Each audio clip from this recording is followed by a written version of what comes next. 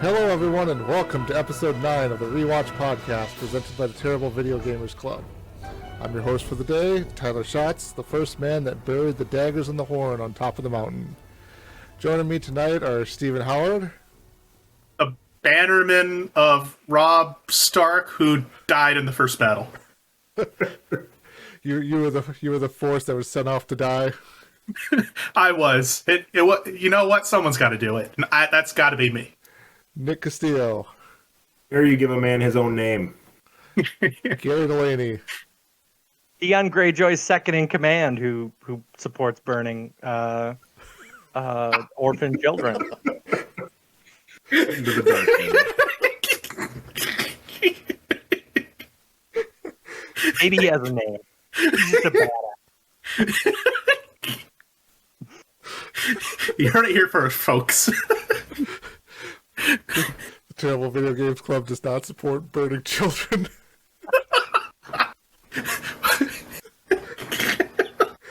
And Amanda Howard, sorry. A free woman. Maybe we'll have to save Gary's introduction to the last next time there. Right. Alright, so here we are to discuss episode 7, A Man Without Honor, and episode 8 of season 2. Episode 8 was titled The Prince of Winterfell.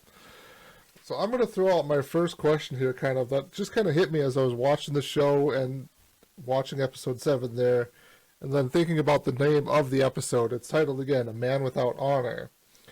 So it kind of touches on multiple guys throughout the show are kind of touched on there of either having honor, displaying honor, or not having honor there, basically. So to touch on, a little briefly of Theon there, he has obviously kind of thrown away his honor that he had basically gained while living with the Starks, the honorable family of the North there, by his assault on Winterfell and everything like that, his betrayal of Robb Stark. Jon is still kind of a man with honor there. His honor is somewhat being tested there north of the wall as he's dealing with Ygritte there. Jaime Lannister, obviously, he even talked, I think the episode title comes from Catelyn Stark talking to Jaime about his lack of honor when he's captured there in the cave. Jorah Mormont, his kind of honor is, he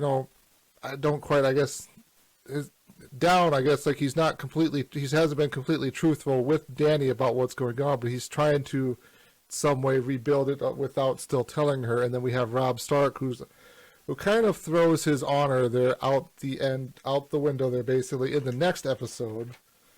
But, so I just kind of wanted to throw that out there and just kind of see did anyone else pick up on anything about, just relating to honor and kind of how some of the heroes, or I shouldn't say heroes, characters were throughout the episode? Was the episode specifically Man with Honor? Yeah, it was specifically titled A Man Without Honor. I had a lot of items on Sansa and the Queen, and I feel like they are kind of struggle with honor. But Sansa, I wouldn't say Sansa struggles with honor, though. Sansa struggles being anything. You can't have honor or no honor if you just don't do anything. I'm sure, the Queen 100% agree with you. But I'm not sure Sansa has really done anything bad to her honor, because she's done exactly what I guess the pretty princess in her situation would been expected to do, and that's be the pretty princess.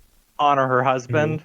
Mm-hmm. Honor her to-be husband. Honor, don't make a mess of things. Don't do all this other blah, blah, blah. And maybe that kind of shows the opposite side of what honor is in this. And that title, A Man Without Honor, comes from Catelyn talking about Jaime, and Jaime saying, what's honor even good for? What's it going to get anyone? It doesn't make any sense to basically honor.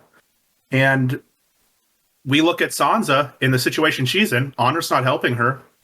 You look at Jaime. Jaime puts up a pretty good argument about he's a Kingsguard. He has to defend the king. He's a knight. He has to defend the people. He's a son. He has to defend his father. At what point, which honor supersedes which? But that's a really good interaction. He talks about you're always breaking one vow or forsaking another no matter what you do. Something in your response there, Stephen, that you mentioned off that point about you think of honor as doing something honorable, like the honorable thing.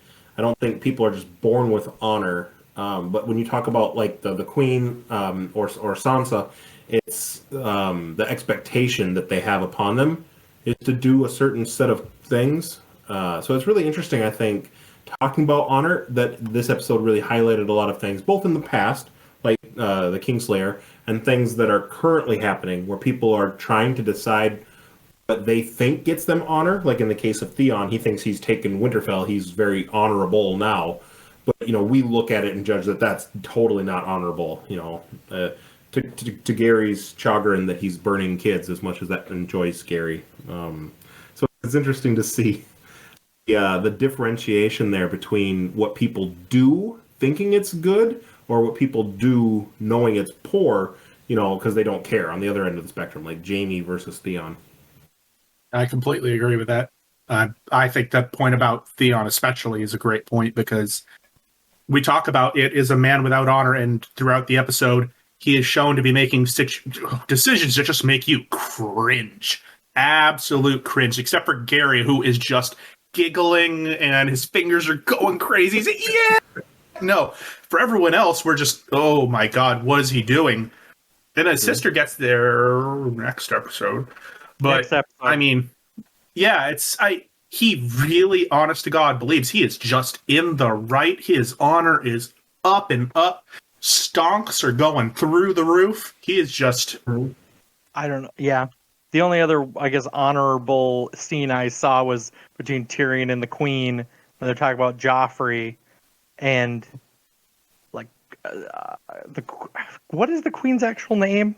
Cersei. Cersei.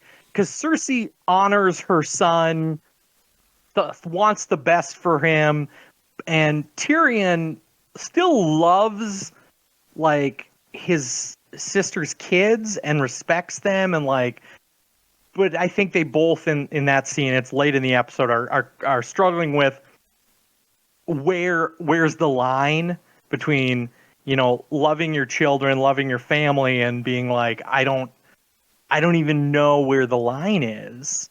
Raising a monster. And I think that was a great scene that you brought up that wasn't actually in the books.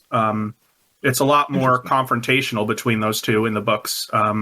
I thought that's one of the reasons I really actually like this scene, is it really humanizes the debate between both of them. You don't end up hating Cersei. You feel so bad for Cersei. Just like, yeah, what is she supposed to do? It's her son. Is she supposed to what? I absolutely love it. I love that they added that into the show. I had a comment on that too. I know we're jumping around a little bit, but I had a comment that I'll just preface, but we can talk about it later. That there's a lot of these sparring debates in these episodes, and I really like some of that play between Cersei and Tyrion, and she even has an interaction with Cersei and Sansa. And she has a line, something like, shouldn't I love the king too? And she's like, you can try. It's like this very telling comment that she knows, as much as she doesn't want anyone else to harm her child, she knows her child is a horrible person. And it's this like almost, all right, we're duking it out, we're back and forth, quick-witted banter, and we're attacking each other with our slander. And we go to our corners, and it's like, that was good. That was very good. Like, to Tyrion, she has a couple little asides, like, you're very clever. You're always very witty, aren't you? Like, they acknowledge the wiseness of each other. Even with Varys, he has a couple lines to Tyrion about, you like playing the game, and I enjoy playing the game. And it's this cat and mouse, but, like, acknowledging the fourth wall that we know we're toying with each other. We're not just talking to talk. We have the greater scheme in mind. But yeah, a lot of those really good interactions in this to break down when we get to those scenes. All right. Anything else for that one? All right. We'll throw this over to Amanda to kind of keep going with some of her questioning she'll have for this episode. Been watching the interactions between Robb Stark and Talisa Mager. That's how you pronounce her last name.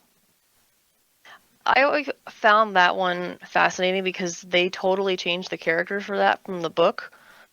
And there's lots of other characters throughout the series that they've had to change or combine because the sheer amount of characters is huge amount, and I totally get that.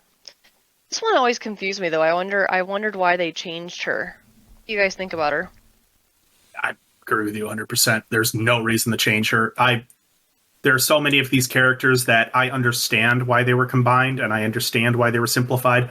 There was no reason to change out this one character. Not at all, in my opinion. And I'd again, someone else believes different. Oh. So to just kind of explain for maybe everybody else and for myself who hasn't read the book, what was the change that they kind of made for the character?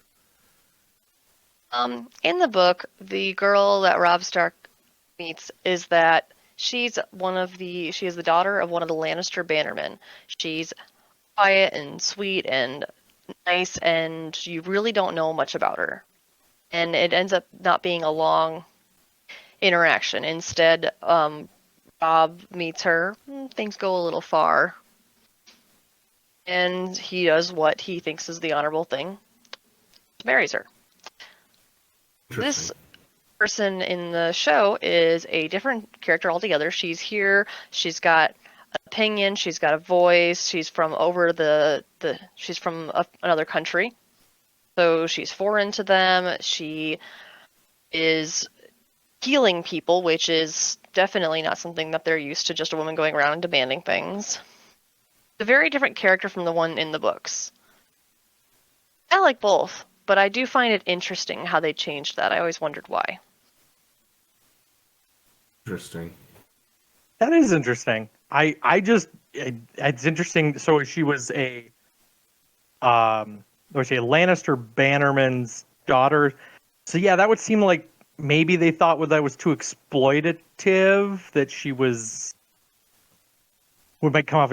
I'm sure it was definitely just for TV-ness of it all, but I think I was also shocked because it usually seems when I watch shows that they take whatever's going to create the most drama, and I would have thought the daughter of one of your enemy's bannermen would create a huge amount of drama. So I was always curious about that.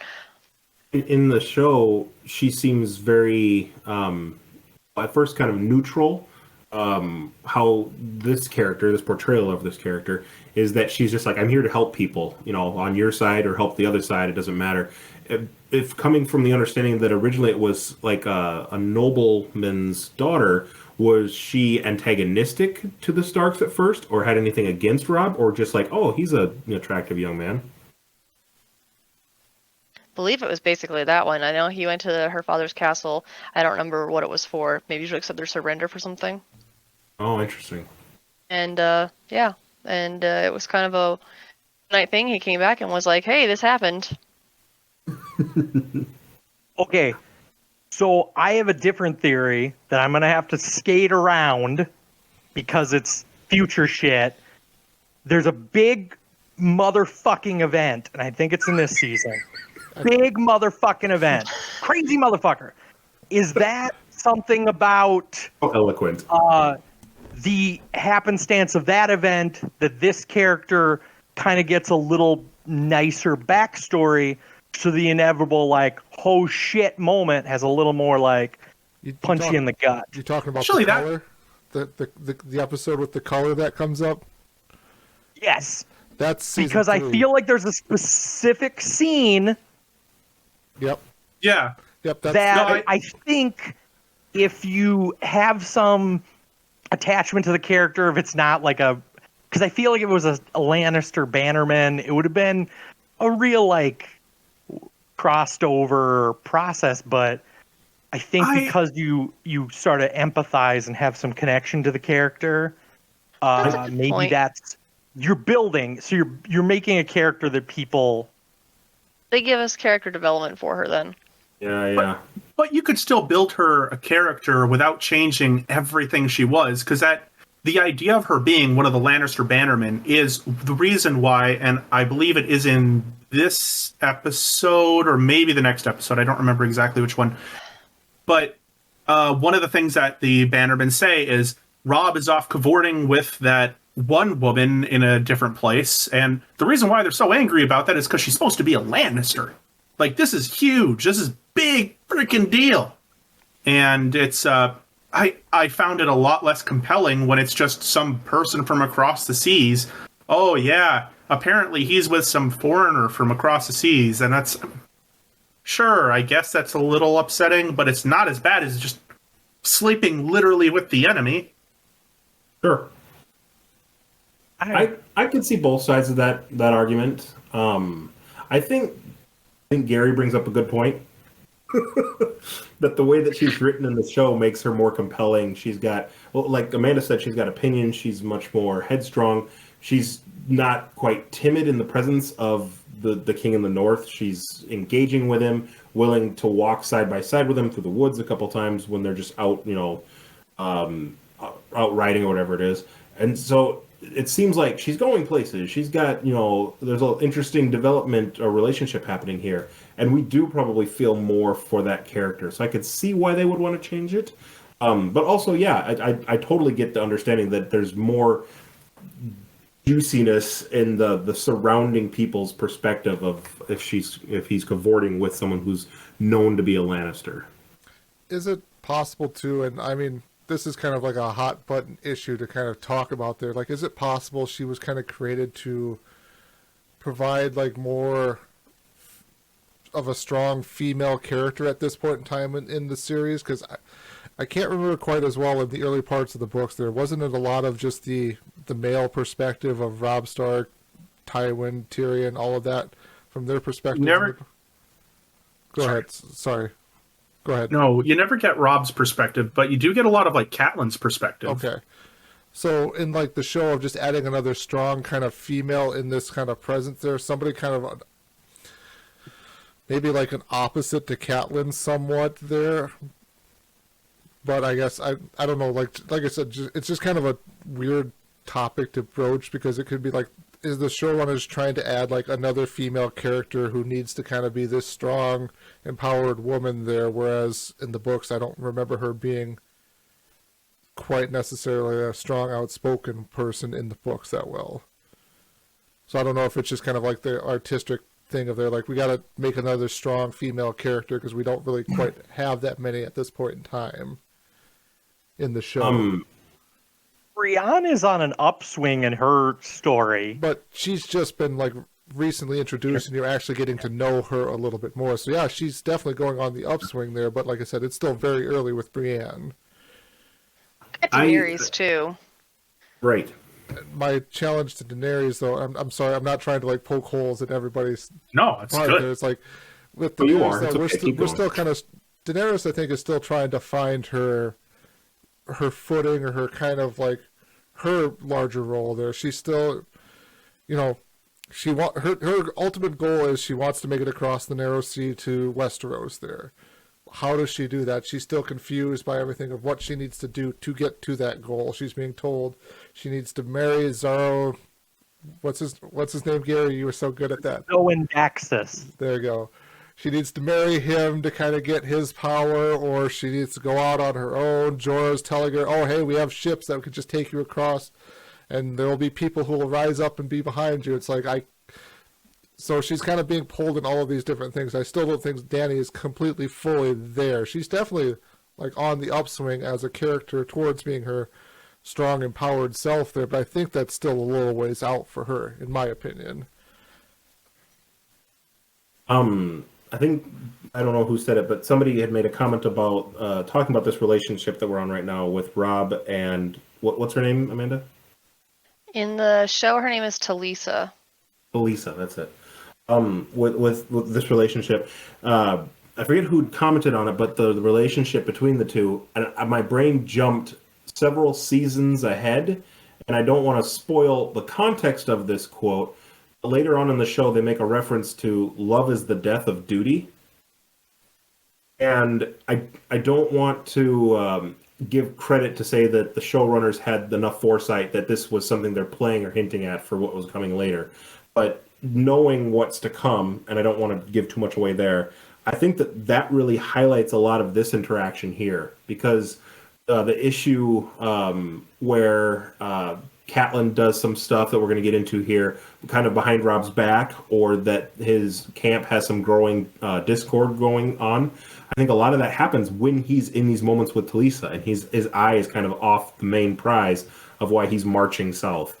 And so, yeah, I totally think that there's, however they've written this character, either from the books or from the portrayal in the show that we're watching. I think what's really interesting is how the closer he gets to her, the further he gets from his original goal, and that ambiguity breeds this unrest that's leaving hazardous potential. I think that's a fantastic point. Agreed. All right. Did you have anything else for us, Amanda? No, that's it. All right. Great question there. Gary, you're up.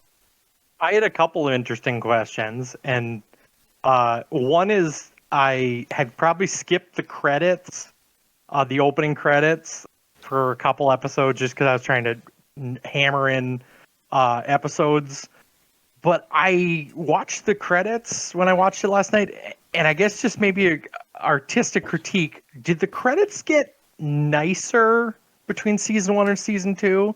Like, very sharp textures, or did they update because as I watched the credits, the buildings that kind of came out of the ground looked so much nicer when I watched it yesterday than I remember. It's like, and it could be the difference between the first version I probably watched this was in standard definition, then I probably watched Blu-ray, and I don't know what version I'm seeing on HBO Max, if it's a 4K downgrade. So the HBO Max is still 1080 on there. They haven't put the 4K version out yet. I would say, though, I don't think the graphics completely changed all that much, really. It's definitely the later seasons, I know there's a big change that happens. But I think it's still relatively kind of on point to what it was in the first season. They just add different locations sometimes. Different places, but as I was watching it last night, I just noticed, like, these, like, look a little sharper, like a little more high res. Whereas I remember it was like, I want to say claymation, but it was a very blocky assembly, and what I watched yesterday was very smooth and sexy and I kind of want to check that out.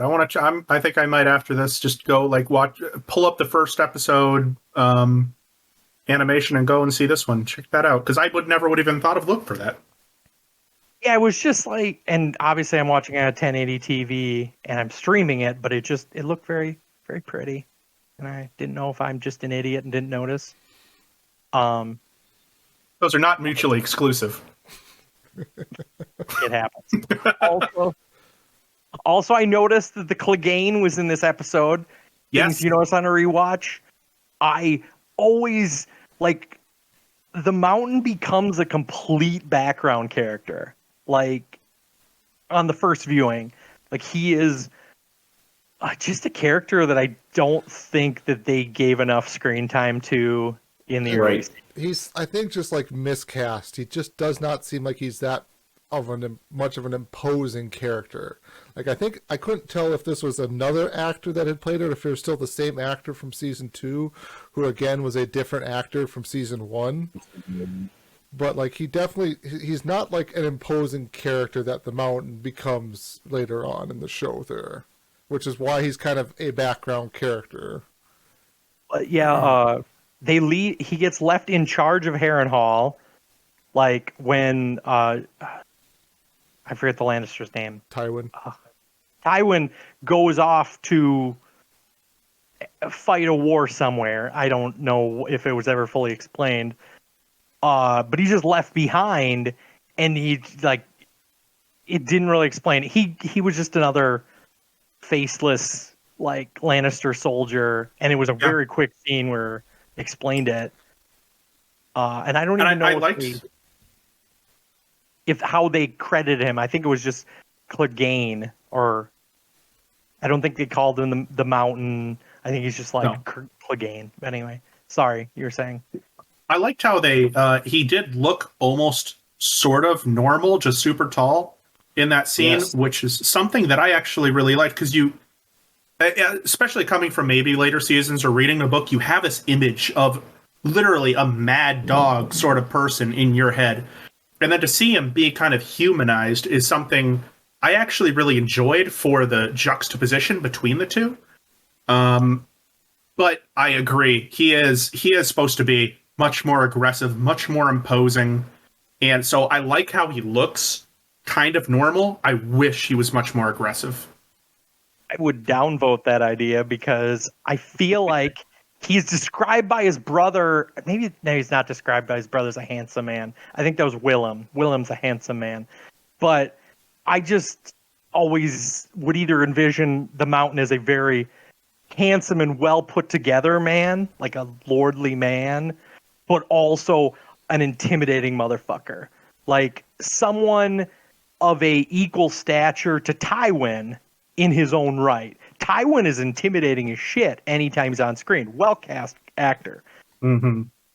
But obviously Clegane, they've never nailed what is that perfect epitome of a person. And I just he as Steven said, he looked pretty normal and non-imposing and just an everyday guy who's just a secondary lieutenant. Like he wasn't anything great. Anyway, that was all I had. All right, I want to jump in here real quickly since we're talking about Tywin and everything going on here at Harrenhal. There's another great scene between Tywin and Arya there, basically in Tywin's chamber there. So good, again, those scene between those two. That was mine. And I wanted to call out this part there because Tywin is talking about this being his last war. The last fight, something that he is basically going to be known for. Kind of, I think they're talking about Aegon and his conquest there. It's kind of he thinks it'll be similar to Aegon's conquest of Westeros there. So, my question basically is written here is like, does Tywin see his end? As in, does Tywin see the point in time where he is going to no longer be alive? Or does he just kind of see it as he sees the battle possibly as this is his final moment to basically bring, in air quotes, more honor upon his household, more honor and fame upon his household? Scary. I think You go for it. I think that he Nick, you're up. Thanks, Gary. I think that he sees more the mortality of that he's an older individual. Probably the most engaged older individual entrenched in this game that we've seen. I don't think he sees his death quite as much as the finality, as much as like, this is how I'll be remembered. What am I going to leave to my family and my kids? What's the state of the world or the empire, as it were, that I've built or helped contribute to? What's going to be left? That's kind of what I think I see more in him than maybe a battle per se, in the mortal sense. Just like he's getting older, he knows he's been around for a while. He has a line in that interaction with Arya about. I just based it off too. He has a line though that's something like, "When I was really young, or I've been, I wouldn't have. Do you think I'd still be in this position if I had ever lost a battle before?" That's what it was. She's something like, have you ever lost a battle before? And it's like, do you think I'd be who I am if I had? He knows that the statistics are that he's going to lose sooner than he would continue winning forever. And so I think that it's more so the thought of, I can't keep this up. I know I'm getting older. It's a young man's game, essentially. What can I leave, or what's my lasting legacy going to be? I see that. I, on the other hand, would see something slightly different, and that's that Tywin is trying to secure his legacy by his children. Sure. Because the last change of power was at Robert's Rebellion, where he made the strategic move to turn on the Mad King at a very important time, and based on that, he got his daughter wed to the crown, and now there's another possibility of a flip in power, a power struggle in the kingdom, and so in order to maintain his legacy, he needs to ensure that Joffrey is still king at the end of the day. Because if Joffrey's not king and Stannis Baratheon becomes king, then Cersei and Joffrey and all of them are just a forgotten legacy in the hierarchy of the crown. Like, because if soon as Stannis takes the throne, all of Cersei's children are no longer in line because it's going to go Stannis, Renly, may Renly's rest in dead. peace, and then actually probably his daughter. Well, more than likely, too, the Lannister children will be killed. Like, the Lannisters will be slaughtered there in King's Landing. Mhm. So I just think that's what he has to, because if they lose, he just becomes written out of history. More than likely, if he loses, the Lannister house is just going to get demolished. Like nobody, like Stannis doesn't want to deal with Lannisters anymore. Robb doesn't want to deal with Lannisters anymore. Like, so that house is gone if he loses.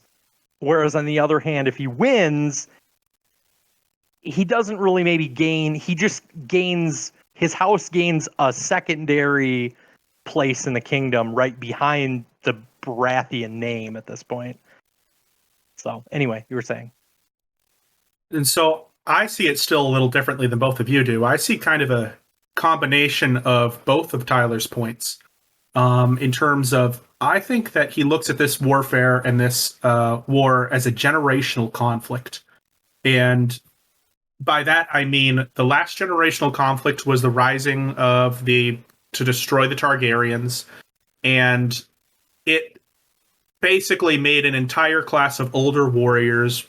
They died by the time the next war started because they were old enough that it skipped an entire generation of people to kind of, I don't know, continue. And that's why you have Joffrey at 18 years old or something like that? 17 years old? So that's 17 years at least of no conflict.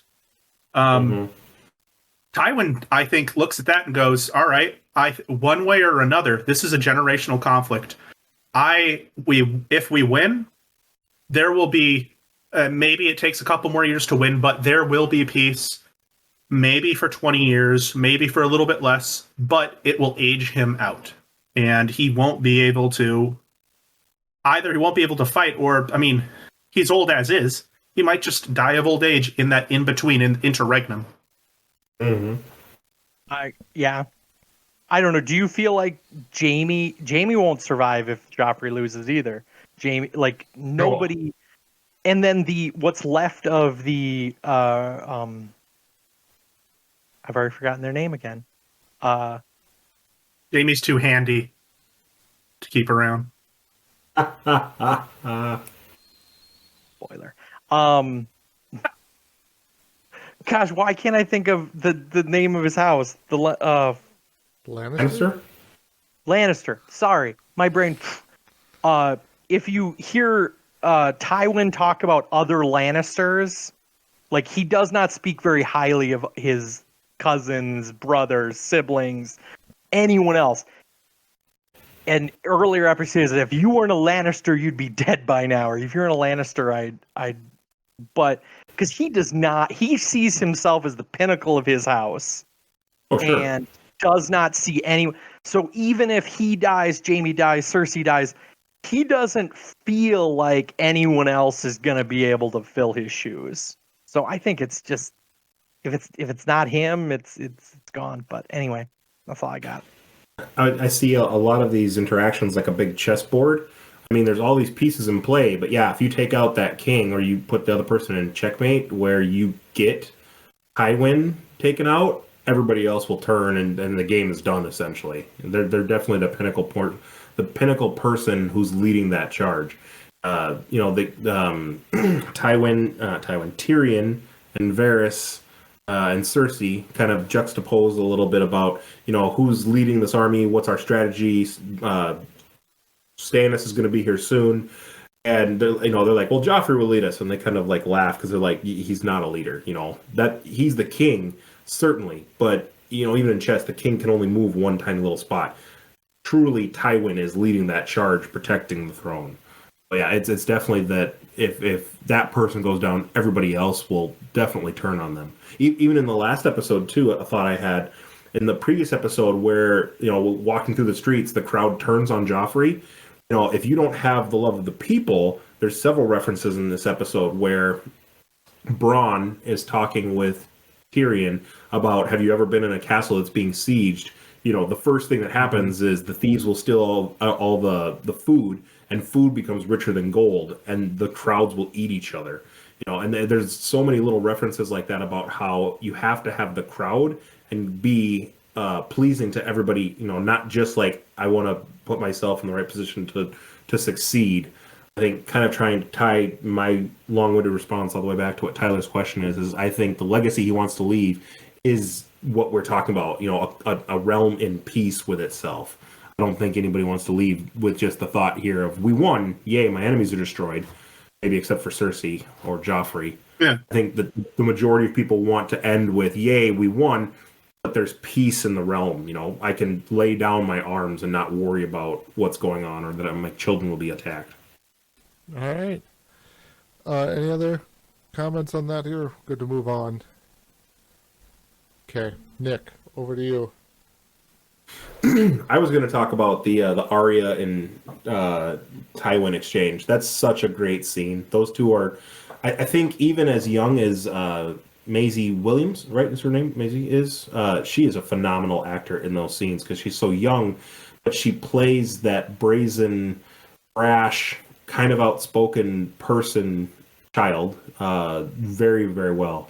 And yeah, it's just Tywin is this cat and mouse, just like I could squash you if I wanted to, but you interest me. He has a couple lines like, "Careful, girl. I appreciate you being here, but you're crossing a line." I was just going to ask, do you think, because there's a part in there in this scene where she slips up and realizes she's speaking very properly and says, "My lord," rather than just like the quickened, milord, which a common person would probably be more prone to do. I was curious watching this episode. I was wondering it, and then that exchange happened again, where he says that and catches her and says, "If you're going to pretend to be a common person, you should do it better. You should learn to do it better."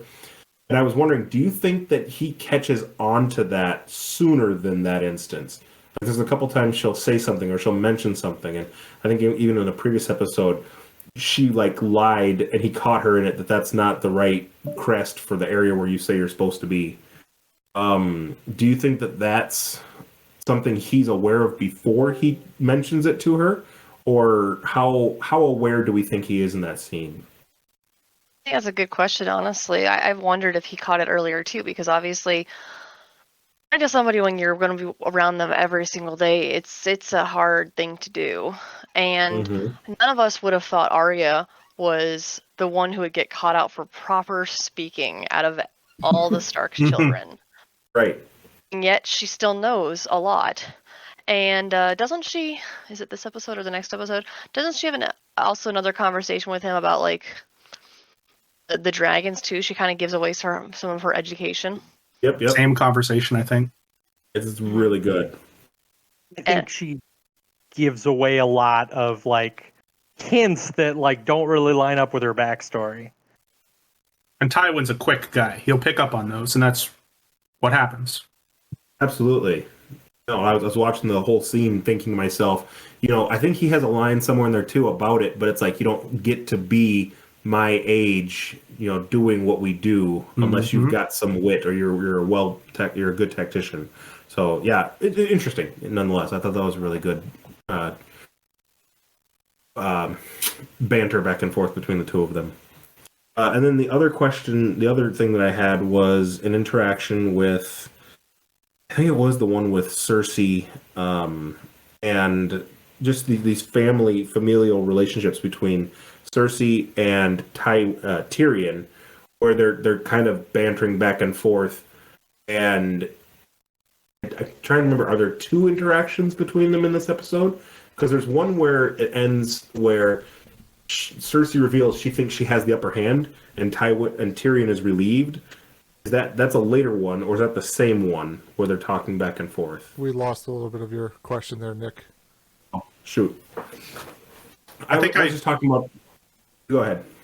No, I think I know what scene you're referencing, and it was the when I'm gonna forget her name. Cersei brings in who Tyrion thinks is going to be his I don't know what her name is either. I don't know any names. I'm sorry, guys. But bring in his wench, and it turns out to be the wrong wench.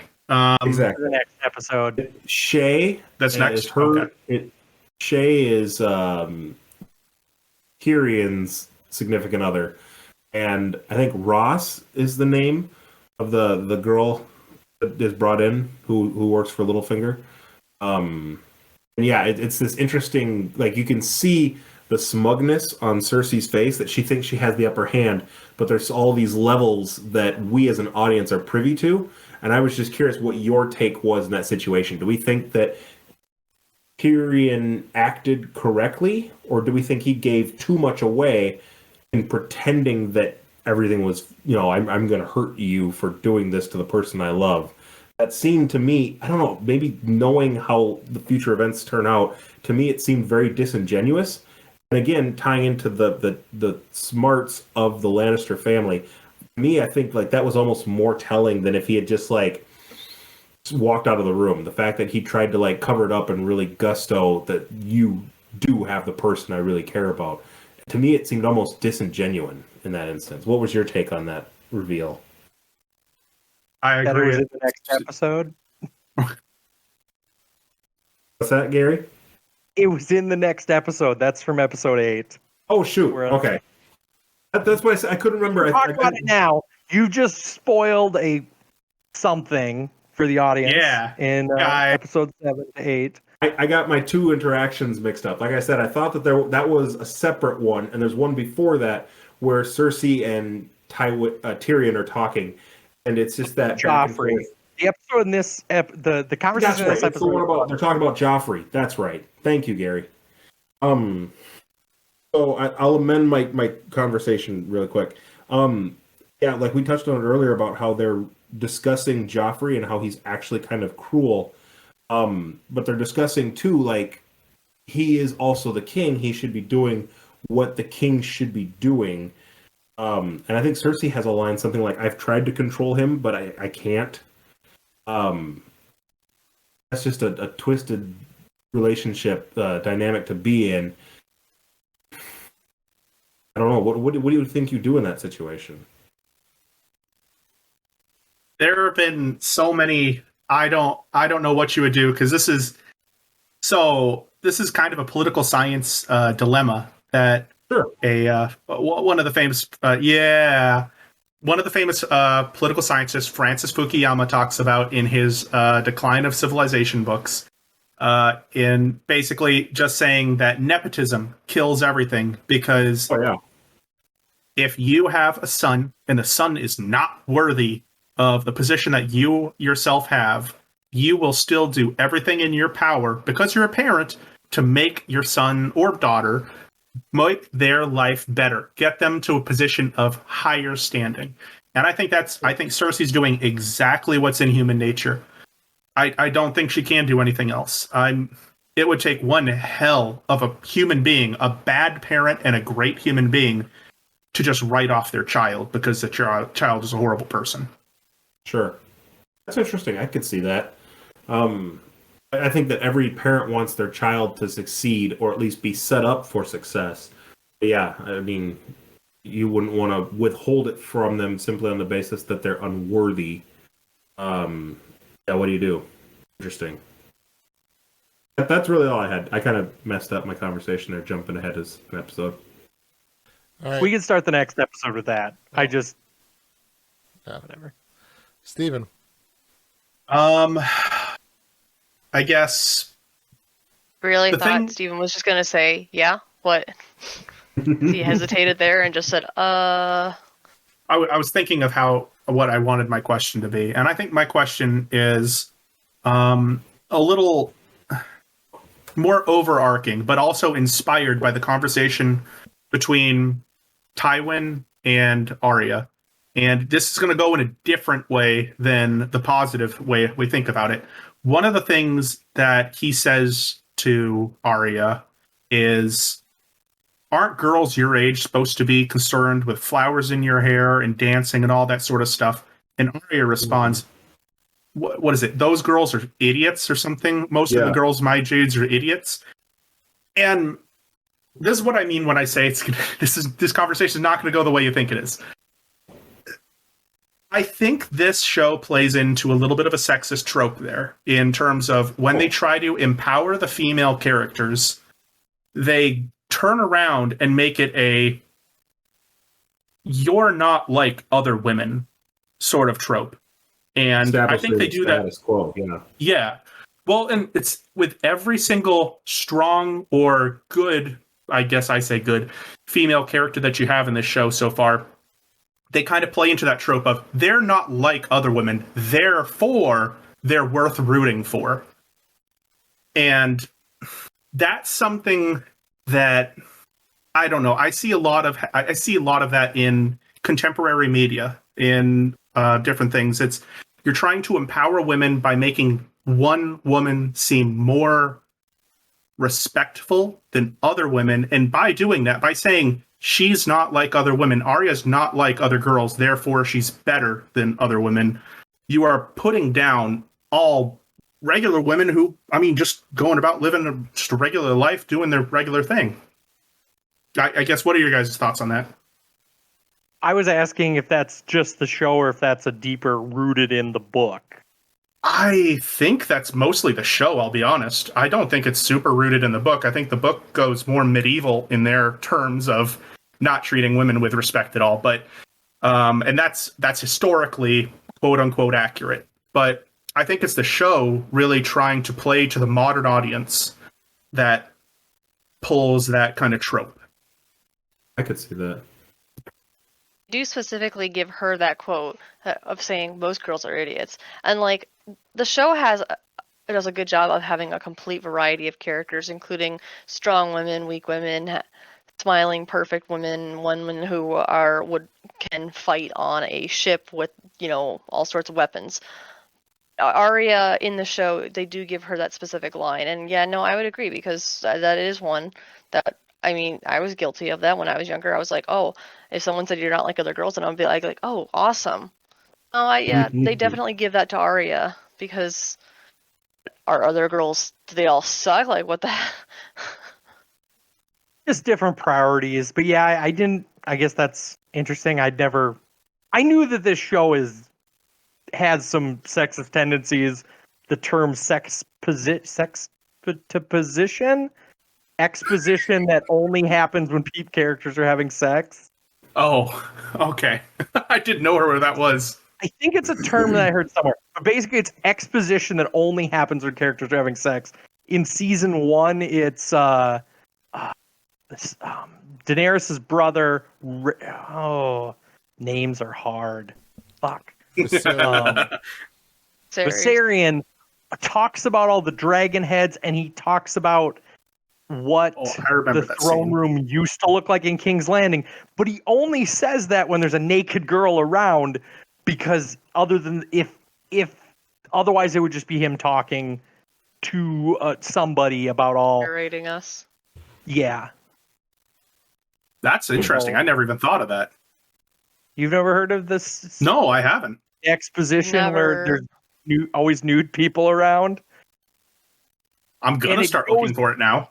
It goes downhill. It's season 1 and 2 are definitely a little heavier on it. So anyway, but I would agree. I just had never thought that, the wonderful show, has some negative condensation. Whatever. Well, every piece of media is going to be yeah. Well, every piece of media is going to be a work of its time, and I understand that it's hard to try to get that right, and it's not something that I'm saying that I understand what the creators of the show were trying to do. And when Amanda, you said that they do a good job of having all sorts of women, I don't know a single woman in the show that you would say would be quote unquote just a regular person. Every woman is somehow stands out. They're all not regular. Brienne, definitely not regular. Yes. I was going to say, though, isn't that because they are specific characters in the show? Like, we're not dealing with the regular common folk of the realm. We're dealing with the highborns, the trained knight of Brienne of Tarth, basically the former daughter to the king there, Daenerys Targaryen there, basically, who's grown up realizing that the throne is supposed to be her ultimate goal. They're not quite like, I mean, even from the position that they're not normal people to begin with, they're basically in this world. They are basically elevated in a position above basically what the normal common folk would be already to start the show. I'm going to poke a hole in your theory there, because when Steven was talking about there's not a single person in this show, single female in this show, who doesn't have a well-rounded backstory, my mind didn't go to like Daenerys or Cersei. My mind was on some of these lower stationed females, like the Ross gal who comes from Theon's bedchambers to being basically assistant to Littlefinger and helping like run. I mean, he's the master of coin for the largest city in the continent. So certainly there are these people who are not necessarily high born, who have low stature, perhaps, who still have a very fleshed out background, and I think that's really interesting too. And there's a couple characters like that. It's not just Brienne or the gal I just mentioned, like Shay, right? She's a foreigner from a foreign country.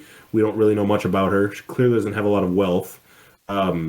Not really well spoke, but still ends up, with the king's hand and has the potential to make him flushed or fear for what's going to happen to her, and essentially weakens his position in the game. So there's a lot of these characters that, I think, Steven, you said quote unquote good characters, like morally they may fluctuate back and forth, but yeah, they're all really well-rounded characters that have an important part to play. So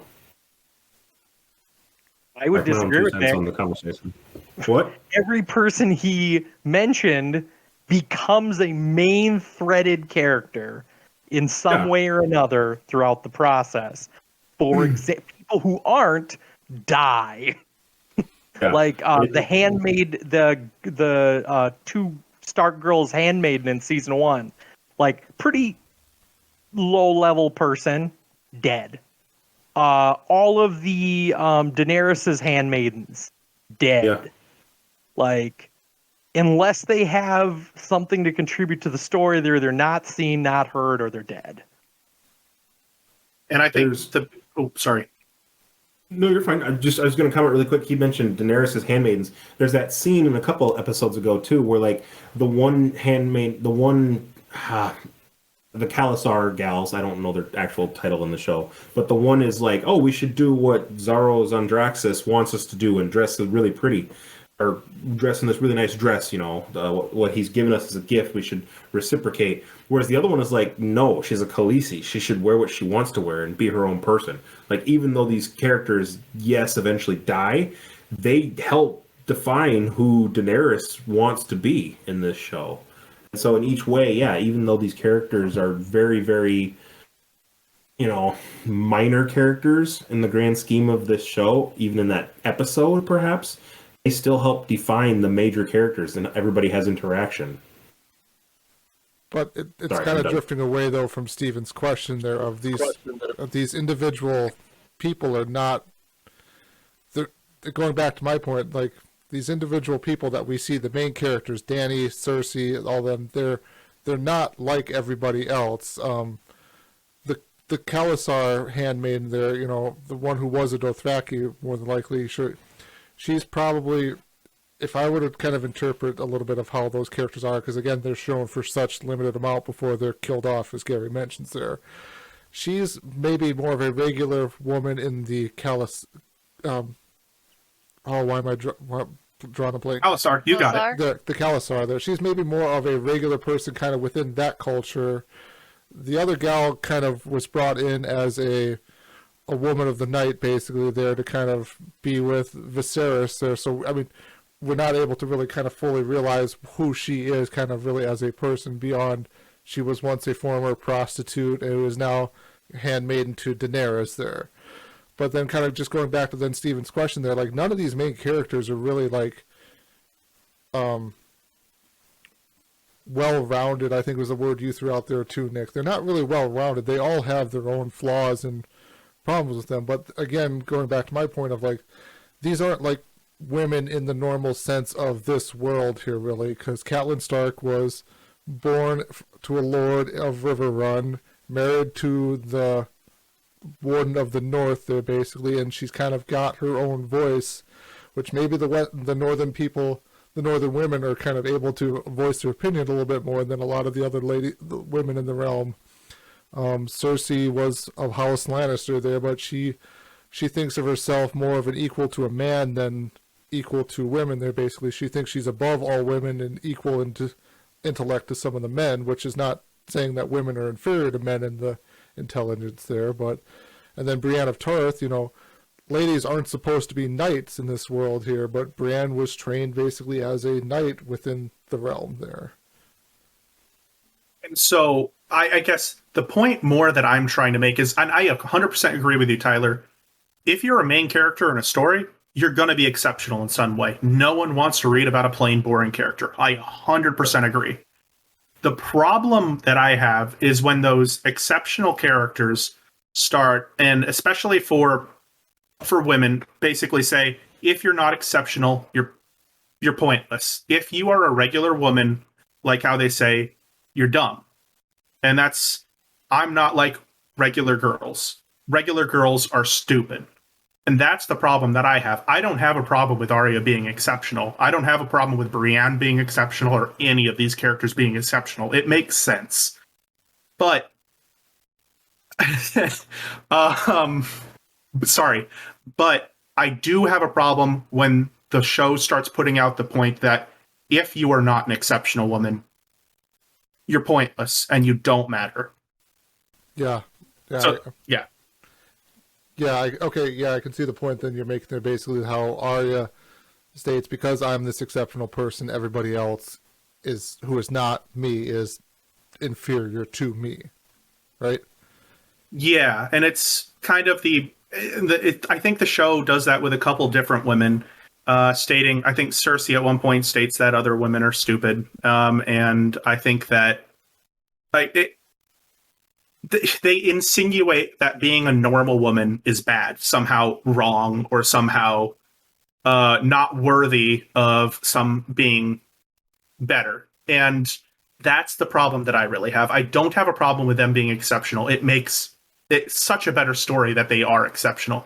I have a problem with the propagation of the myth that if you are not exceptional, you have no point in existing, or for some reason, if you are a woman that is just normal, you're an idiot. All right. I guess, did you have anything more for that, Stephen, or? No. Okay. A great question, though, there. Final thing I just want to ask her about this. So the end of the episode here basically is Jaime working on his plan and executing his plan to escape. I just kind of wondered here, like, did Jaime really think he could get away from this camp, or maybe was like his thoughts like, I'm going to die anyways, maybe I'll try and cause as much chaos as I can before I go out? Yes, that's it. Yeah, I definitely think that's it. There's no way he could think that you would really be able to escape. He has that line. He's like, I wasn't bred for captivity. And it's like the immediacy of, I cannot be here. I'm not going to die just handcuffed in this mud.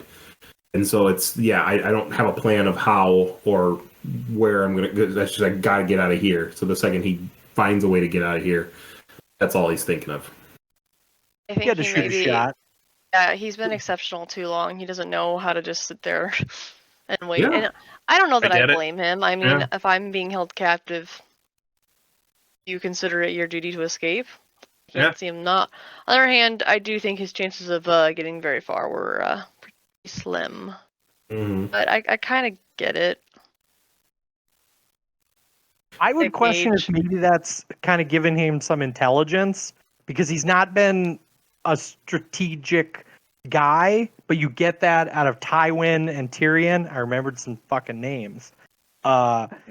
Is that Jaime had a strategy. Like, he kind of analyzed the situation. He's surrounded. He's in a bad camp. It's dark. He needs to make his move at night.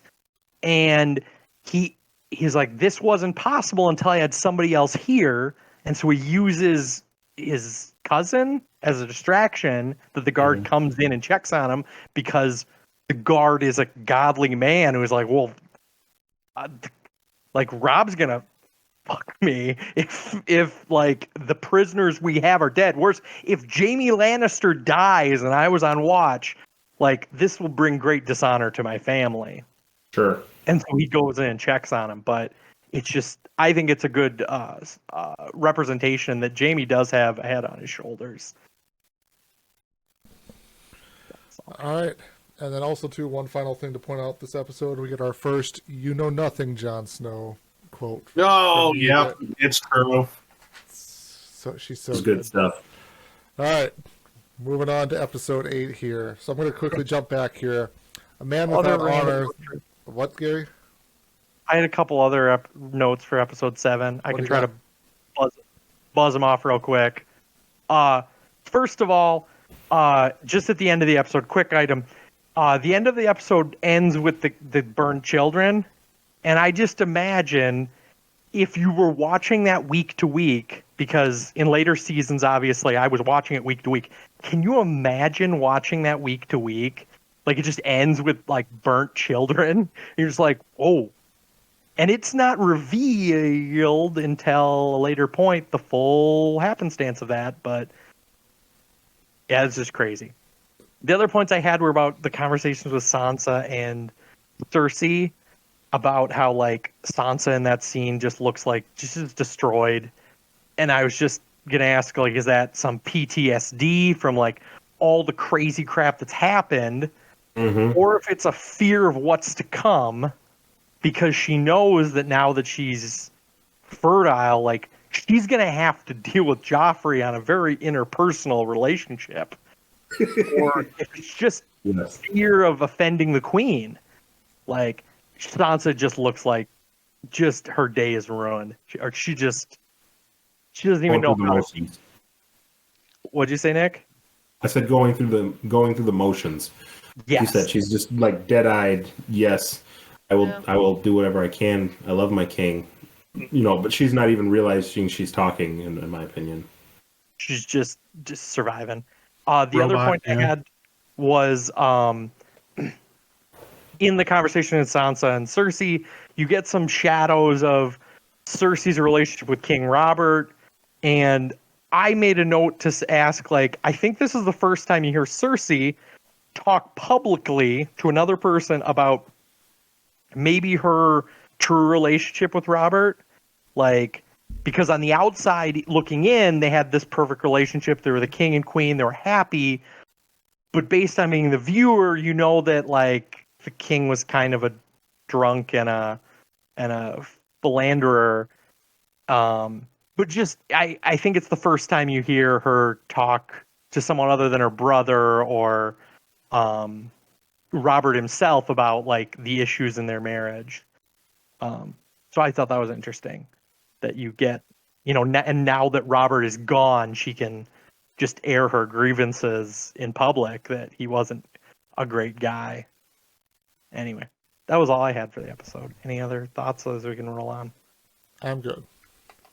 I do like watching, or not like watching. It's interesting to watch Cersei watching Sansa, because she clearly sees, like, a younger her, like, repeating history here. You know, she was married off. She was supposed to be everything perfect in what was expected of a young lady who married to a king. And she's watching. She even says in the books at one point to Tyrion, like, that Sansa was head over heels in love with Joffrey, but we lost that the day he chopped off Ned Stark's head. So she knows that Sansa is not cool with this. She knows that Sansa doesn't want to go through with this, but Sansa is saying all the words that she's supposed to. She acts exactly how she's supposed to. Cersei watching her is interesting. Yeah, it's just, and I think this is, like, the major kind of crux of, like, them having that conversation.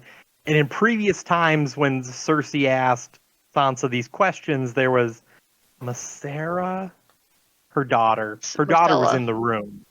Marcella. Yes, there was somebody else in the room, but this seems to be a very one-on-one conversation. And maybe that's a service that Cersei's providing, that she's having that conversation. Like, I think she says at one point, like, I don't know if your mother ever explained this to you, just because she knows that, like, this conversation could be had with other people in the room. It'd be a lot different, but they're both being, one of them's being super honest and the other one's just trying to get the hell out of the conversation. So anyway, we can move on. That was my last note. All right. I want to go back here and kind of reread the synopsis then for the episodes, which I forgot to pull up before we started. A man without honor. Bran and Rickon have escaped Winterfell. Theon tries to hunt them down. So yeah, we forgot to talk about that. The episode opens with Theon basically trying to kind of find Bran and Rickon there. Daenerys' dragons have been stolen. Jon travels through the wilderness with Ygritte as his prisoner. Sansa has bled and is now ready to have Joffrey's children. Alright, let's move on to episode 8. Keep this thing rolling. The Prince of Winterfell. Stannis is just days from King's Landing. Tyrion prepares for his arrival. Jon and Corran are taken prisoner by the wildlings. Catelyn is arrested for releasing Jaime. Arya, Gendry, and Hot Pie plan to escape Harrenhal. So I wanted to kind of touch just on the Theon part there. So we kind of touched briefly on this too when we were talking about Theon the last episode there. He's basically being called out for his narrow-mindedness, his unwilling to kind of change there. His sister arrives in Winterfell, and he's like, oh yeah, my sister's going to bring men and help me kind of hold Winterfell. And then he realizes his sister didn't bring that many men, and his sister kind of basically talks down to him. Like she dismisses everybody at the table and talks down to him like, hey, holding castles is not what we do. We pillage, rape, burn the countryside there and leave. You losing the Starks lost us some great, valuable treasure there, basically, to kind of have as bargaining chips. You need to leave here. Like, this is not going to turn out well for you. Mm-hmm. Any kind of thoughts about that? I was going to say, it's interesting that I think you mentioned it. I kind of clicked for me that she sees those boys as bargaining chips. So in her eyes, they don't even need to be in Winterfell. They just need to kidnap those fucking kids and bring them with them. Because in a year, in 5 years, they can trade two, like, true-born Stark children for riches, gold, like, dominion over, like, a section of countryside. Like, that's what they can get. Like, they are just a trinket of gold to her. And just to be a jerk about this, don't you think that's a little hypocritical? They don't sow, so they're going to start trading now. They're going to start valuing different resources now. It's just, I understand what you mean. Don't get me wrong, but I think it's funny. I thought it was interesting. That you even mentioned this. Yara's not really been holding her punches when it comes to talking down to Theon in front of anybody, and she still sent everyone out of the room at the end to say, you need to leave, don't die here. Like, Right. Well, I think that was the big thing too, because she doesn't hold her punches. She was willing to act mean, rough, and gruff in front of all of her soldiers. She is not willing to act nice or sisterly or loving in front of her soldiers. And that is what she sends them out of the room to do. She sends them out of the room to say, I was at your crib when I wanted to strangle you as a small child, but you looked at me and you smiled, and it made my heart warm and joy and happiness and rainbows and love. And she didn't want her soldiers to hear that. And it's like the opposite dynamic of what you would expect anyone else to have. I thought it was also like, that's how serious she meant this message to him. She's sending him out to tell him, like, I'm telling you the truth. Like, you need to leave. You need to come out of here. Like, it's showing a depth of care that you didn't know for sure that she had, because Theon's not really been. She says, we both loved our mother. We both endured our father. Mm-hmm. I think it was. I agree with all that. I think it was also, I wrote down, there was a proof of concept that Liara Yara. Yara claimed in an earlier episode is like, my men would wait on deck for me for a year if I asked them. Like that she has this, but in that scene, it truly proves that like something that was said earlier is proven that like just on a whim, middle of a conversation, she tells everyone, was like, okay guys, you need to leave now. I need to have a one-on-one conversation. Everyone just gets up and walks away. Nobody grumbles, mumbles, just like, this is the fucking rules. Also, I noted something on a rewatch is that Theon waits to the gates to receive Yara, similar to the first episode of the show where Good catch. all the Starks lined up to receive the king and queen, and Yara and her troops just like breeze fucking past them because they're going to get food. Like, and that's what the next scene is like it cuts from from them getting to the gate to like, hey, we're eating. Like, because that's what Gary. Yeah. reavers and pillagers do, is they're just like, you got food here? Fuck yeah, let's go eat. Yeah. There's no standing on pomp and circumstance, about this is, we're receiving you, welcome to the castle I've taken, I'm hosting you of sort, just like you said, they're pillagers. See the magical castle that I've taken, and it's like, we don't give a shit. Where's your food? They got beer here? I think that the thing I take away from their interaction there is that Yara is constantly trying to hone Theon into who he's supposed to be, or at least who the family expects him to be. And Theon's just like constantly missing the mark. Because, he shows up originally back with Balon back on the Iron Islands, and it's like, did you pay the iron price or the gold price? It's like, yeah, I bought this. And it's, well, you need to be more cutthroat. He's like, good. I killed the Starks and took over Winterfell. And she's like, okay, redirect. That's not what we had in mind at all. And just like trying to constantly steer him in the right direction. But yeah, he just constantly goes too far or takes it a step too much, or just doesn't even see the point at all in what he's doing. Where he thinks he's won a great castle and he'll be able to hold it forever. Again, that all hinges on the other Iron Islanders backing him up. Like he said, my father can send men and my sister will come with her fleet. And they're like, no, we're going back home. We don't so. And yeah, I think that it's very touching how she's willing to come true with him and say, don't die here. This is, we value you too much. I value you too much, perhaps, is what she is really saying. There's more that you'd be valued for if you were to come with us rather than try and make a stand at this place. And I think I agree as well that he keeps missing the mark. And I think it's because he is, at this point, a hybrid between Stark and whatever he is. I forget his... Greyjoy. Thank you, Greyjoy. Stark and Greyjoy, because he is there to raid. But then when he takes the castle, he intends on holding the castle. Not a Greyjoy thing to do, very much a Stark thing to do. And something he even quotes is, Eddard always said, I could hold this castle with 500 men against 1,000 or 8,000 or something like that. Right. He's very much thinking like a Stark. He is quoting Ed Stark to his sister at that point in time. And he was raised in that culture, and it's just what it is. I guess what were you going to say, Gary? I was adding to your point, Nick, about and kind of going back to like what's the family values are. I kind of clicked back because Yara's trying to teach him things in steps, like as you were saying, like he didn't really get it all the first time. So like Yara's trying to teach him, whereas he didn't have the opportunity to learn this information over time. Sort of harkening back to the first episode of the whole goddamn show, where who says Bran gets taken out to watch the execution, and the line is said like, well, "Do you know why I had to, why I had to be the executioner?" It's like, because the man who makes the sentence should swing the sword.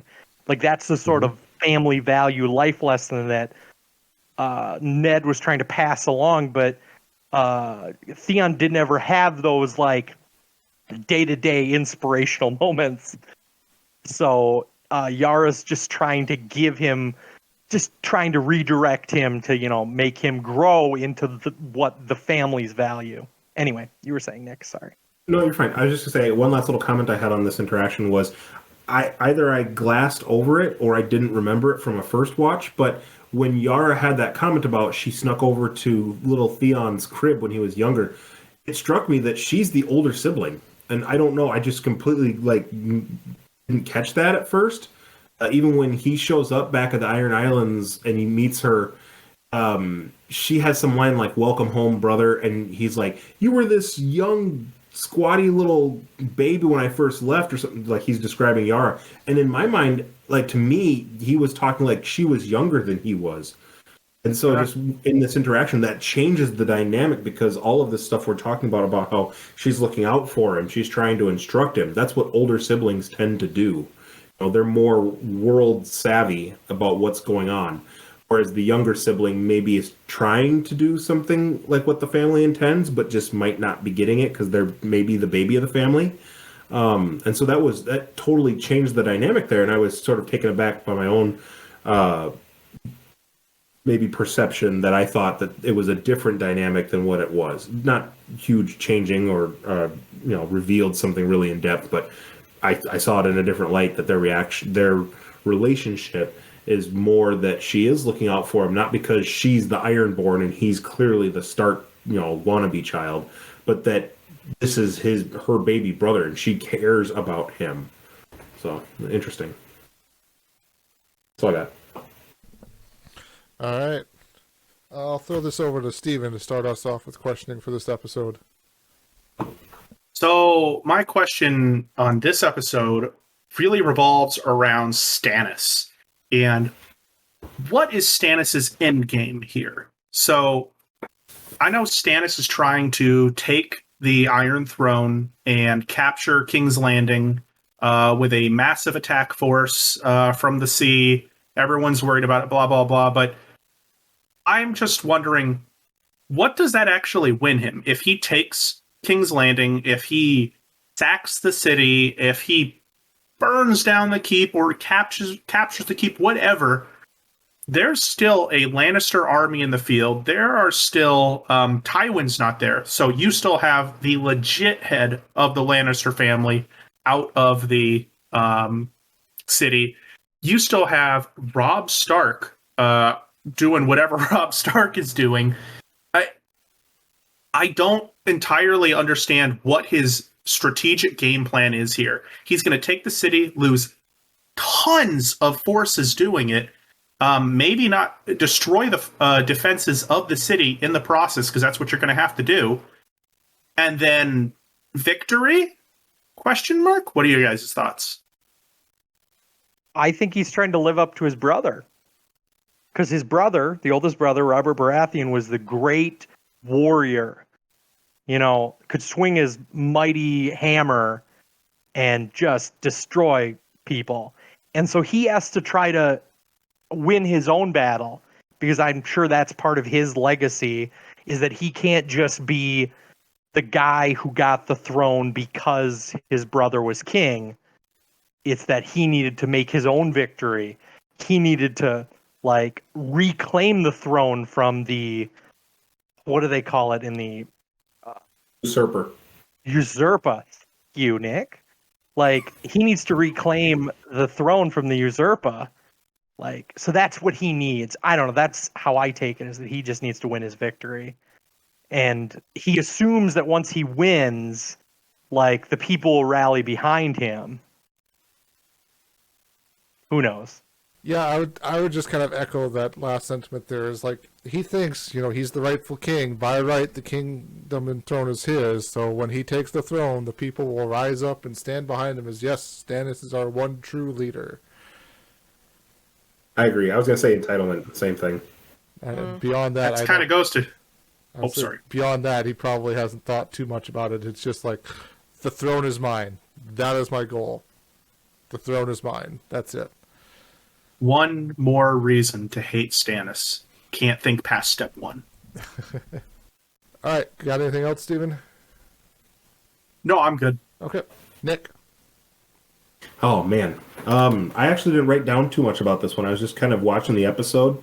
I guess since we're talking about Stannis, I'll divert a little bit to that scene where he's talking with Davos as they're driving their ships, sailing their ships to the Blackwater Bay.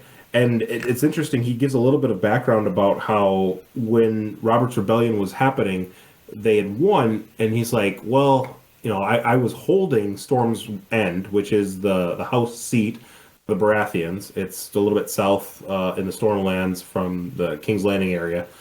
And it's this nice big castle. It's on the mainland. It's close to King's Landing, so it's a well-traveled trade route probably.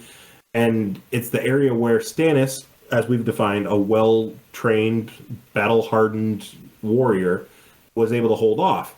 He said he was under siege. He couldn't move very much. He just stood there, and he talks with Davos about how they didn't have much food, and eventually they ate the horses, then they ate the cats, then they ate the dogs and the rats. And it's this very bleak picture, but he held the role. And then at the end, he transitions over and says, and then I was given, he gave that land, Robert gave that land to Renly, who didn't defend it, who didn't have anything to do with it. But again, either a sense of entitlement or a sense of duty, he went along with Robert's plan. My question is sort of along the lines of what Stephen was talking about. Do we think there's a sense of retribution in what Stannis is doing? Not just perhaps that he wants the Iron Throne, but like he's getting back at... Renly's gone by this point in the story, but his stake to the claim is that these people who haven't worked as hard as he has shouldn't have the throne because he's been through the rough stretches. I very much agree with that, and that's the feeling that I got out of there too, was that he holds a huge chip on his shoulder against all these upstarts who didn't do half the work that he had to do. And even though he did all this work, he still knew his place, and he still did what his lord commanded him. And that is a huge chip on his shoulder. He wants everyone to know that even now he's doing so much more work, and he is going to get what he deserves, and they should be like what he was and just take what he gives them. And that's how it's supposed to be. Also, Robert never loved him. In an earlier scene before Ned passes away, Robert tells Ned, like, I loved you like a brother. And that, was kind of supposed to be a high pillar because he loved Ned more than he loved his own brothers. He's got two brothers, right? Yeah.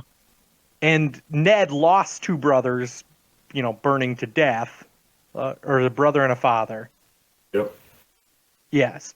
So it's just like, I'm sure it's just this like destroying thing to be like, this guy isn't even your blood, but you treat him better than you treat your actual brothers.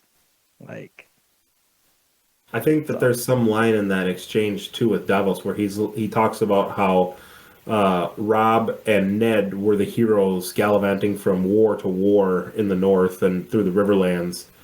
And we were just stuck down by King's Landing trying to fight off Eris by ourselves.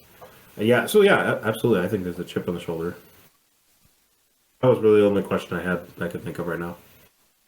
I guess going to like gallivanting around, I'm sure Stannis would have been very happy to be his brother's lieutenant or his brother's second in command, like someone groomed for battle. But he was just left to defend a castle. Like, it's very demeaning for his stature, but there's a sense of the subservient dog, right? Come with me and we'll go have fun. We'll go play. We'll go attack people. Versus stay. That's all you got to do. All right, Gary, what do you got first? I also did not write a lot about this episode. The only... Oh, did I mute? Can you hear me? No, you're good. I hear you. Okay.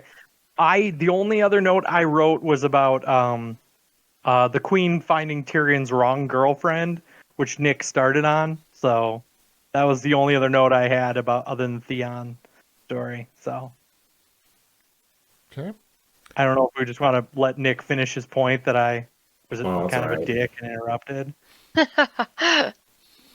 Gary Oh, being a jerk, my actual point never. was Yeah, was that in the book, or was that something kind of elaborated to the show? Like, was the characters the same? Was the storyline the same in the book? That was a curiosity I had as I watched it. They combine a lot of characters, and there is a someone from one of the brothels that is caught, but Tyrion was using her as a shield to protect Shay. The character is a completely different name in the book, and Ross is kind of, I think, 2 or 3 characters combined into one. Okay. Well, that's why I was just curious if it was like, and if it was as dramatic in the book, because they obviously tried to squeeze as much drama as they could out of it in the show. Of like, and then you've got to get this, reveal, and then Tyrion has to like say, "I'll come for you," and like, I don't know if Roz knew the game was being played, or she just completely was reading everything at surface level. Like, that was I guess something interesting is like, what was she thinking in the moment? She was being accused of being his girlfriend that for some reason Tyrion would send to go have sex with the king and then beat the living shit out of another person. Like, That doesn't make much sense. In the book, I remember like Tyrion went through really elaborate measures to try to protect Shay. Like, I think she wasn't living with him. He set her up in the city, but when he went to go visit her, he would go to this brothel and he'd meet with this one girl who would act as a cover. She would literally just nap. He asked her what he did when he left, and she said she was sleeping. She was more well rested than ever, and he would use a secret passageway from her room to get to Shay's place. And so that poor girl took the fall for him. Interesting. And Cersei figured it out. that seems like a much better story than like just pulling Roz out that really didn't make sense. It seemed like a real it achieved the same goal, which is that, the audience realizes that Cersei got the wrong girlfriend, but it just wasn't it lacks some depth. And honestly, I don't know if that storyline's even gleaned upon after this episode. But anyway, that's all I had for the whole episode. So I'll let the next person take it. All right, Amanda. Poor John up in the frozen north right now, kind of at the end of the world, wandering through the wilderness, has gone from taking Ygritte prisoner to being taken prisoner himself. A little bit of a switch around for him. I noticed that the Corin Halfhand told him, like,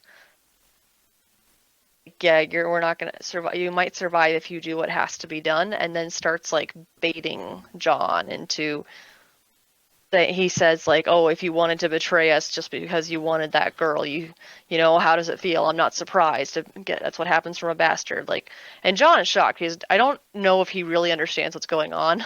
No, Corin setting him up for something. He knows nothing. Knows nothing. He knows nothing. But Corin's a pretty smart guy. He's setting John up here, and I think he knows like there's only one way that you're going to get out of this. We're going to have to convince them that you're leaving. You're a bastard, and it's only going to work well if Corin goes into it. Also, John's friends have no clue what the hell happened to him. They're like, "You think John's dead? Why would John be dead? He's got a sword." All right. Oh, it's a sword. It's made of Valyrian steel. How could he be dead if he has a sword made of Valyrian steel? But his friends do find a... Yeah, if got a... I was going to say, that was a real throwaway scene with them, because all they found was the dragon glass. So. Yeah, they found a cache of obsidian weapons. And a what? horn. Oh, yeah, there was a horn. A horn, not the horn. There's so much in these earlier episodes that I just completely do not remember, but has such profound meaning. Like, they reference why would the first men stand at this pillar 1,000 years ago with dragon glass and make a stand here? What would they be hiding from? And it's like, I see what you did there. But going back, I totally lost and forgot all that stuff. It doesn't make sense at all. But poor writing aside, I will acknowledge, I think that those little tidbits had opportunity in the context that we're seeing them now. So, I agree. I mean, they don't look like they're big parts, but like even rewatching them, I'm like, oh, hey, look, I'm so excited. Yeah. It's a very short little things, but yeah, they're important to have in there because if they hold the obsidian later on, I'd be like, well, that was convenient. Where'd that come from? Right. And you go back, they mentioned it back in season 2. It was a thing that we just never learned about. So interesting. All right. Did you have anything else for us, Amanda? I think that's it. All right, Steven, you got your hand I raised. have one more point that I was just kind of thought of, and that was what's happening in what the heck is Karth? In Karth, the greatest city that ever that ever was or will be. There is a coup d'etat that happens. Yeah. Throw up the party, throw up the daggers, and throw up the magic. And one of the big things that just strikes me is how much magic is in that part of the magic. How much magic is in that specific part of the world compared to the Westeros, which only can import magic, basically? Like, the Red Women still come from across the seas. I started thinking about that. Is there a single native, or I shouldn't say native because they're all immigrated from somewhere else, but single Westerosian magic sort of thing? Or why does this all come from a different continent? The werewood trees and the children of the forest, maybe? Werewood trees, children of the forest. The wargs. Do they do any magic? What magic do they do? The wargs are able to inhabit other people. Oh, wargs. I forgot about the wargs. Yep. Yes. Then But those aren't really like down south. Those are more in the north. Still part of Westeros. Yeah, is it though? Is it? It's not the real Westeros. There is mention of children of the forest there. Yeah, but no one's ever seen them. They don't do anything. True. I mean, we do have those blue-eye creatures we saw in season 1 and haven't seen since. Again, north of the wall, north of the wall. So what I'm saying is, like, there's the supposed magic that's buried in the wall that keeps whatever's north of the wall from coming south, but yeah, I mean, you're right. There's not really anything in Westeros per se that's kind of magical, but then again, too, there's the whole theory related back to like that red comet from earlier in this season there that, one of the thoughts behind that is magic is now being reborn into the world because dragons are back. But magic was still there because you have the faceless people. You have, obviously, that warlock from Karth who is just fucking nuts. You have... The warlock from Karth even mentioned there basically like their magic started to return to them after the dragons were born. Yeah, that's a good point. Did he? Otherwise, I missed that. I completely missed it.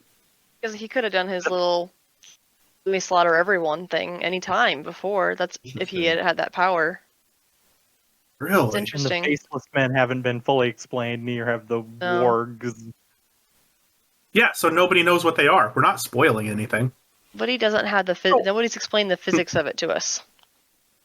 So the crazy lady with the diamond face, is she a faceless person or is she just like I have no idea. She's just a prophet there basically in Karth. That's about all I really... she's not a faceless person there. She's just, I think, just a prophet there basically. I saw a YouTube... Yeah, exactly. I saw a YouTube clip that went through, where all facts are pulled from.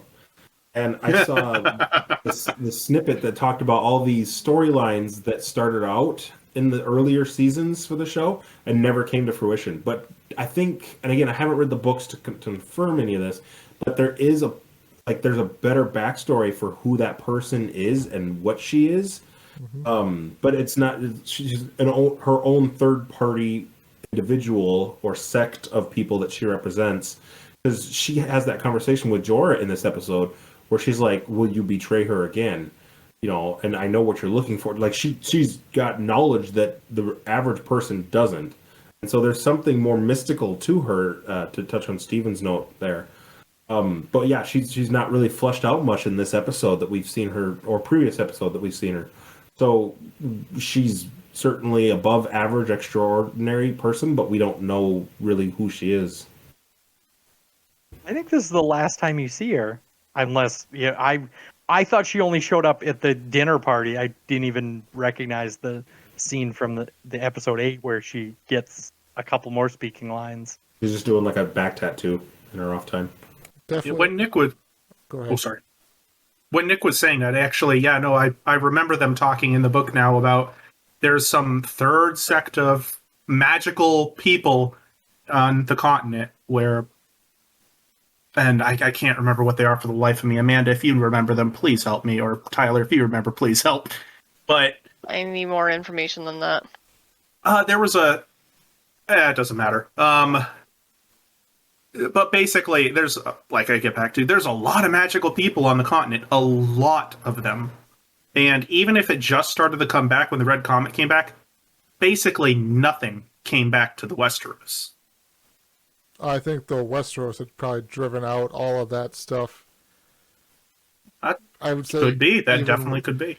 like before Aegon landed or whatever, like the what do I want to say, the chopping down of the weirwood trees in Westeros, they basically drove the that's magic right. back to the north as they brought in the new gods there, basically. And I don't remember if that was, I think that was happening, I can't remember, did that happen before Aegon landed, or did that kind of happen in part of him landing? Long before. Okay. And I want to point out that we just disproved that the Westeros religion is real because magic comes back to everyone but those fools who believe in the Seven. False gods. False gods. I'm a big fan of citing sources, and so I just Googled, and I pulled up on Game of Thrones wiki. Right, wrong, or otherwise, that's where I'm pulling this information from. The diamond-faced, gold-covered gal's name is Quaithe. Quaithe. Quaithe. And it says, sometimes called Quaithe of the Shadow, is a mysterious woman encountered by Jorah Mormont and Karth. Similar to Melisandre, Quaithe is a shadowbinder from the fabled city of Asshai by the Shadow in the far east of Essos. That's like way over on the other side of the continent. You got basically Volantis, the Free Cities, Volantis, Karth, and then Asshai is way over on the other side, on the east. It wields magical powers of prophecy and clairvoyance. What it says about her. Like I The number said, one thing I hate about George R. R. Martin is that so many more books could be written about that continent, and he won't even finish his damn series. he'll write all those books first, though. So like I said, though, stick a pin in that lady, though. She'll definitely be important and definitely won't be dropped from the rest of the show after this season. Remember her, guys. I wanted to touch on just kind of two final points before we wrap up the episode here. One question was, and I think we've kind of alluded to talking about it a little bit, was, was it crazy or was it a good idea that Kat released Jaime when she did? Fucking dumb. Sorry, I shouldn't cuss. It's dumb. It's so stupid. I have hard feelings on this, and they are bad feelings. And she Terrible cost. tactical move. Oh, So the one way to look at it is, yeah, it was a bad idea. So this is from my view. I could see it being a bad idea because she released the most valuable asset trading thing they had as part of their conquest there. Yep. The other way to look at it, though, is because of what Jaime did to get himself released and then recaptured, he killed a Karstark boy. The Karstarks are one of Rob's biggest supporters there, basically, as part of his quest to conquer there. And because Rob does not let the head of the household, the Karstark, I don't remember what his name is. Just Lord Karstark, I think they just say. I don't know. Yeah, I think his first name is Rickard. I'm not sure. Okay. Ooh, that could be. But because Rob does not let him kill Jaime as kind of a revenge or whatever like that, that basically throws the camp into turmoil there, where something is going to happen there basically where somebody's just like, I think it's even mentioned, somebody might just look the other way and let Jaime get killed anyways, which then again throws everything into disarray there as part of what Rob's trying to do. So that's why I posed the question there, because obviously, yes, we view it as being a bad, some of us view it as being a bad thing because they've now given away their biggest bargaining chip that they had to even maybe try to remotely get Sansa back. Or, as they know, the Sansa and Arya back from King's Landing there. Gary. I think The correction, Rob never actually freed Jaime or gave an ultimatum for the plan. His mother did, because Rob was away when this happened. Yep. So Catelyn pushed the pause button on killing him in the moment. But a third point is, did Catelyn remove that piece off the board for her son? Because by just doing it without asking her son, she took the hard decision off, because obviously Rob still loves his sisters, and Rob probably understands that was a bargaining chip, but when push came to shove, Rob was going to have to either go left or right at the fork in the road, which is try to keep him as a bargaining chip or let Karl Stark kill him, because that was what honor required. So Catelyn took that move off the table. Anyway, I say heavy is the head that wears the crown. It's his right to make that difficult decision based on what we understand in these dynamics. She had no right to make that decision on her own.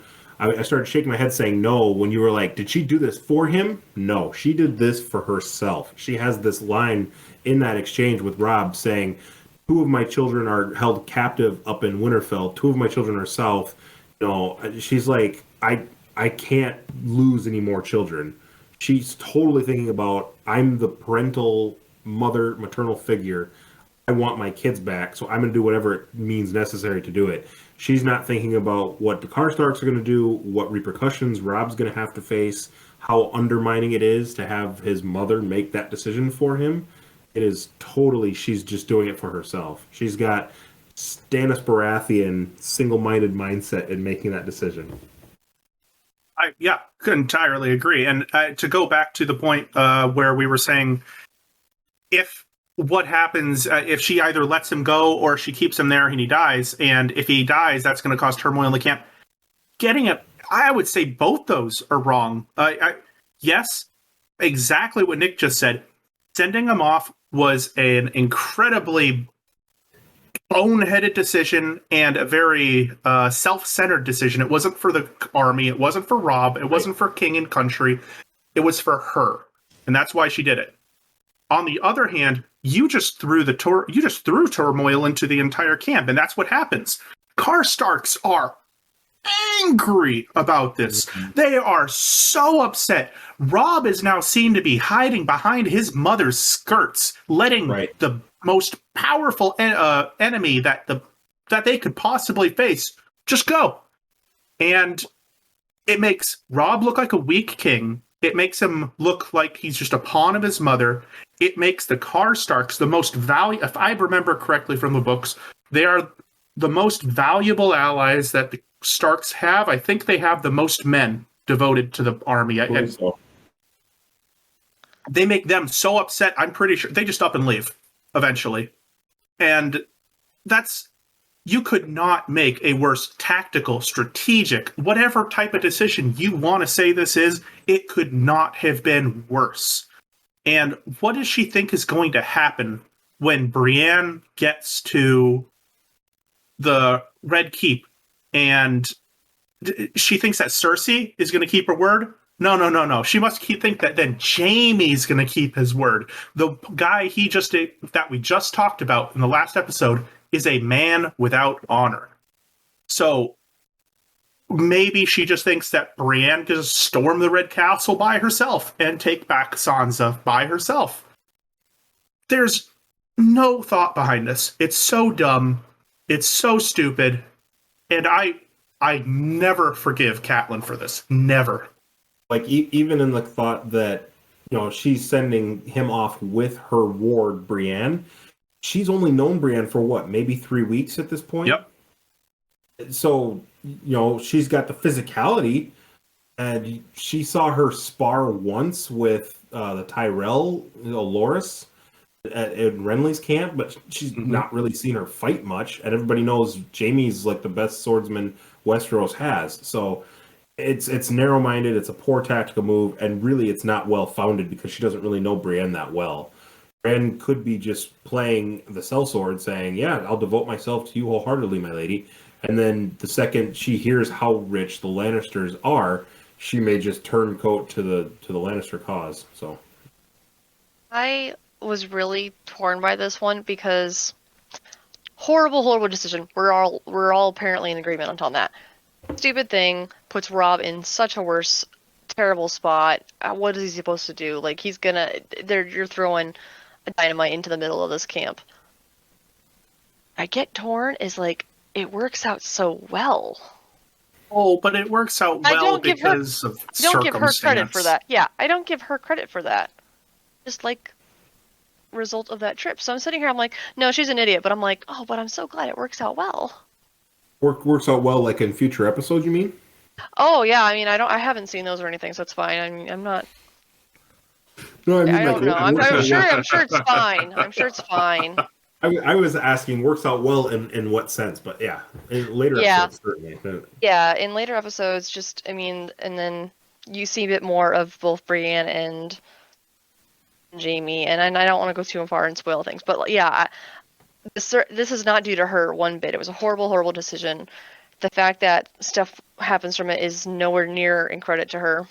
I did find it interesting, though. I don't know if they mentioned this in the show or not, but in the book, when she sends it back and she's questioned by somebody about it, like, you think Cersei's going to release the girls for this? And she apparently is counting on Tyrion's honor to honor that agreement, which I found hilarious because she was so biased towards Tyrion in the beginning. She thought he was going to kill her.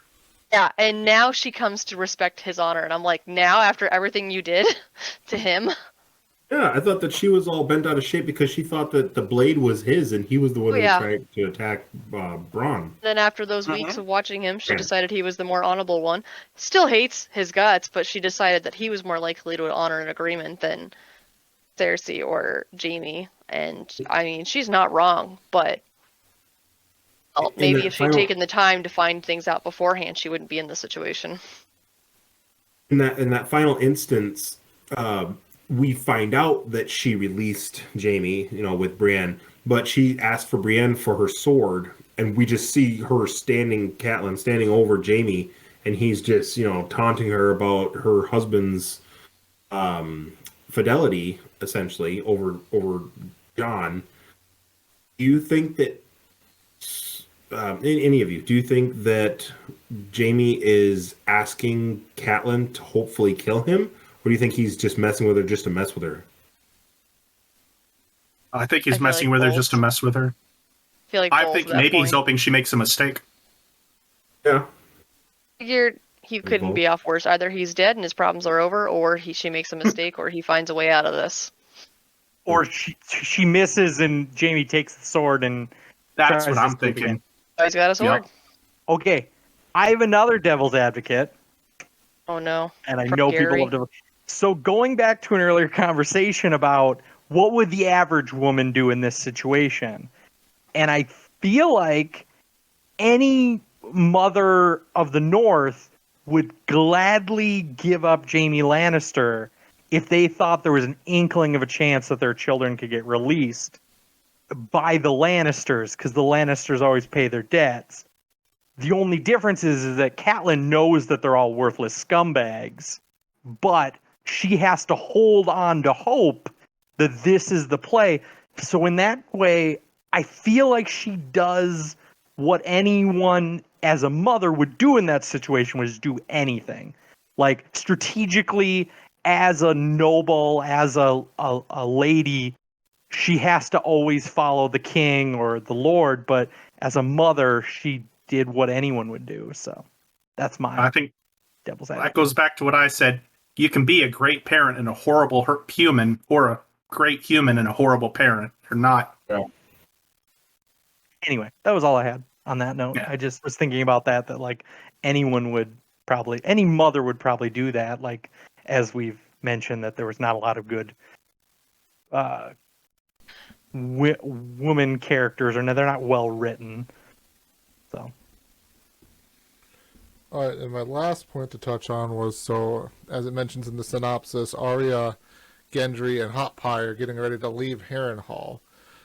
I've always kind of wondered, like, how does this actually work out? So Arya is given the opportunity to name 3 people, basically, that Jaqen Hagar will kill. Hagar, I get his name wrong everywhere. Jaqen, I'll just keep calling him Jaqen there. Kill.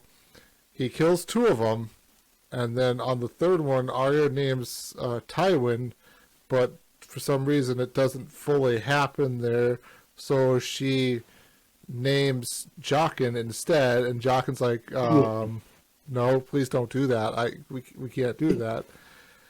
And he promises then to help Arya get out of Harrenhal there if she will unname him. So I'm just like, how does that work? Because now he has to kill more than 3 people to get these people out of Harrenhal.